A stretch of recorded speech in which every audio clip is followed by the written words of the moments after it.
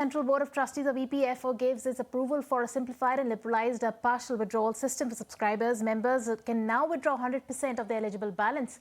My colleague Prakash Pridarshi spoke with the Labour Secretary Vandana Gurnani in an exclusive conversation on this new norms of the EPFO. Let's listen in. I'd like to clarify that the entire decision and this move is a big reform. It is a reform to make things easier for the members of EPFO, not make things difficult for them. And to be able to explain this, I will have to first explain what is the current situation and how things are changing and how it is better. So in the present system, for an EPF member to withdraw his or her amount, there are several conditions. There are 13 provisions under which a person can withdraw his or her amount from the Provident Fund. These conditions encompass requirements for illness, for education, for marriage, for housing, and special circumstances. And the special circumstances again have several conditions under them. What has now been done is that these conditions have been simplified and harmonized. For example, I'll just give an example. In the present situation, if somebody requires to withdraw money for housing purpose, there are separate provisions if it is for a house, separate provisions if it is for a site, separate provisions if I want to buy my house, separate provisions if I want to repay my loan, separate provisions if I am taking from a developer. So there is this plethora of conditions and different provisions under which I have to apply for getting my own money back. And there's a lot of documentation that is required to be able to prove that I am needing the money for this purpose. So what has now been done is that these conditions have been simplified. Documentation requirements have been completely removed. The other big improvement now is that in the present situation, there are again a lot of eligibility conditions to be able to withdraw this amount. These eligibility conditions are largely in terms of the number of years of service as a member that I have put in, which ranges from 12 months to 60 months. And in some cases, like if money is needed for education purpose or housing purpose, I should have put in at least 7 years of service to be able to get my own money back. Now they can withdraw within... Now they can withdraw this uniformly. It has been made 12 months. So with 1 year of service, I can withdraw the amount that is there. In terms of the amount that I can withdraw, currently there are several conditions that I can withdraw 6 months of my contribution, or I can withdraw 24 months of my contribution. So these are different within these 13 different provisions. So what now it has been simplified, I can at any point of time withdraw not just my contribution, my employer contribution, and the interest that I have earned on this. So whatever amount is balanced in my account, I can withdraw 75% of that amount at any point of time. Only 25% I have to leave.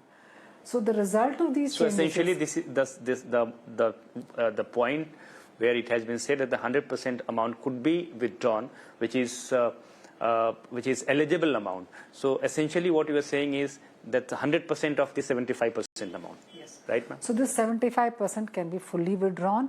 And this is an improvement over the past where there were in different 13 provisions, different conditions that I could withdraw only 6 months of my contribution, or I could withdraw only 24 months of my contribution.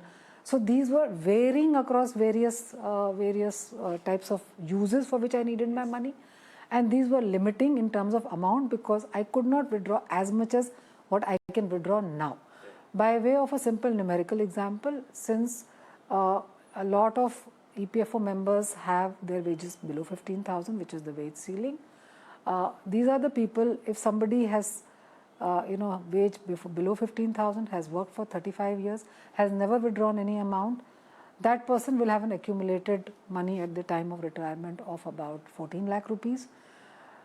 They can withdraw completely more than 10 lakh rupees, 75% they can fully withdraw. Only 25 lakhs, 25%, which is about 3 lakhs is what is left, which also they can withdraw at retirement time. So during the service, if I have 20 lakhs accumulated, 15 lakhs I can withdraw at any time. Only 5 lakhs is... But why has the provision of maintaining 25% minimum balance been introduced?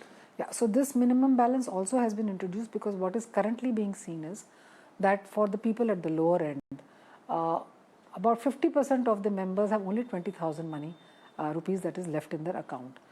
So when they hit retirement age, they have very little money that is left, which is available to them for a life of dignity at retirement.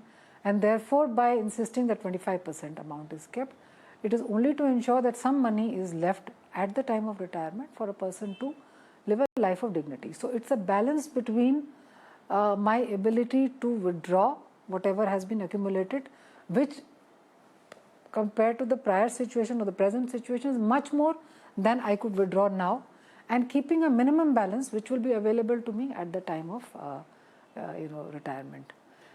Yeah. Okay. Along with that, I would also like to draw your attention towards the provision which says that you can, in case of especially in case of final settlement, there is provision that you can withdraw, you can settle your final amount after 12 months of your service period. That essentially means if in cases where there is unemployment, employees coming out from the formal sector and now trying to start their own startup business, in that case there is a lock-in period of 12 months against 2 months earlier, and there is strong uproar on the social media backlash. So in such taking all this into account, I would like you to please explain for our viewers.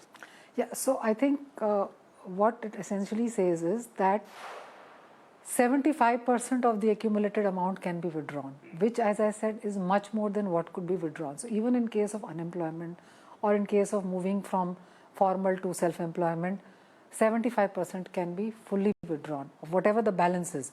It is not 50% of only employee contribution, or it is not 6 months of wages, etc. So much more than that can be withdrawn in a situation of unemployment or change in the nature of employment. Only 25% is what is left, and this 25% also can be fully withdrawn after 12 months.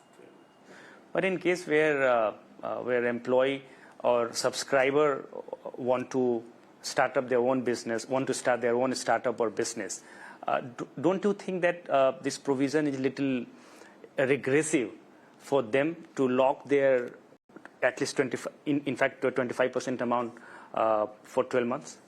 So as I had explained earlier, that they will be withdrawing or in a position to withdraw much more than what they were doing earlier. So which is why this is a very small amount that will be left for them. Also, this 25% can also be withdrawn immediately in case of certain special circumstances, like attaining 55 years of age, like having some disability or incapacity to work, like a retrenchment situation, like if somebody is moving abroad. So in these special circumstances, the entire 100% can also be withdrawn. So there is that facility also available, that they don't have to wait for 12 months to be able to withdraw the entire amount. So that provision is also very much in existence. Okay. Along with that, there is one section that I was going through, that all these notifications which have been issued by the EPFO and of course by the ministry, that says that there will be EPFO 3.0 where modern services will be provided to the consumers, to the subscribers. I would like you to explain or give us some elaborate informations. How would it look like EPFO 3.0? So EPFO 3.0 basically is going to be, I would say, I would draw a parallel with the banking system. The aim is to move towards a core banking system. The aim is to do both things together. One is the IT part, the software upgradation. The other is process re-engineering part. If I am a member, like in a bank, when I open on my mobile, when I open, I can see all the withdrawals, all the additions, contributions into my account. I can see what I have contributed. I can see what employer has contributed. Currently, there is no visibility for that. When the employer has contributed, how much the employer has contributed. I can see my entire statement of that of my account. I would be able to withdraw money through a mobile app if I need to. I would be able to transfer money from one place to other if my employment changes from one company to the other. I will be fully empowered through a mobile app to be able to do it. So basically, it is a completely citizen-centric move by making things absolutely easy for the members, making it transparent, making it visible, making it easy to do all the transactions. So that is what EPFO 3.0 is about.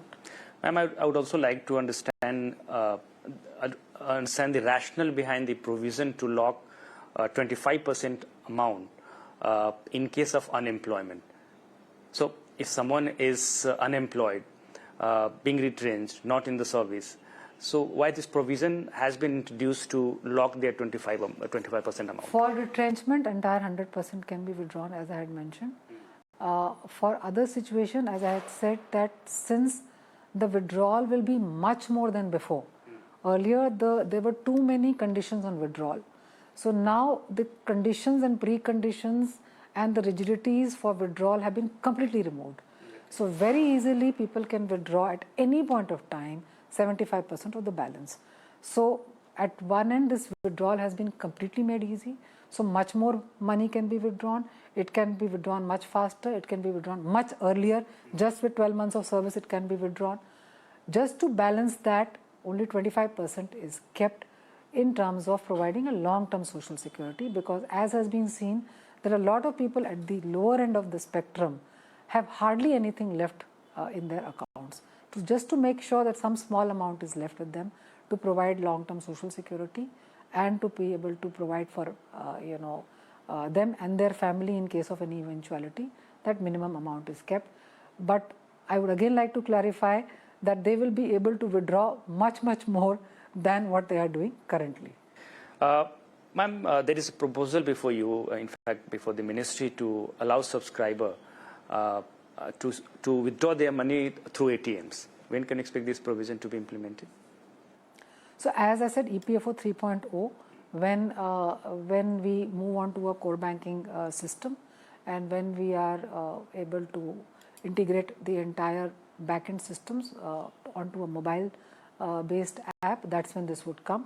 So it is currently in the process. The IT system is being upgraded. So maybe sometime by next year, this should be in place. Last question before I let you go, before I wrap up this conversation. Have you sought RBI's suggestions or advice on the management of EPFO corpus? So in February last year, the ministry had requested the RBI to give guidance in terms of management of the funds and the investments of EPFO. So RBI has submitted a detailed kind of guidance on what all can be done. In fact, RBI has endorsed that the current investment pattern and processes and systems of EPFO are quite good, but we are aspiring to further improve these systems, so for which RBI has given certain guidance, and based on that guidance the action has been taken up by EPFO, and to further refine and to give more day-to-day detailed kind of inputs to EPFO to manage its investments. There is a committee which is being proposed with the experts which will look into that and be able to guide EPFO on managing its debt and equity better, so that it can further increase the returns that currently it is able to give to its members, and that is currently in the offing. Well, that was an exclusive with the Labour Secretary, and my colleague Prakash Priyadarshi was in conversation with the Labour Secretary on a whole host of issues. And with that, ladies and gentlemen, we come to the end of India Tonight from me and my colleague Ankita Saxena. Goodbye and thank you very much for tuning in.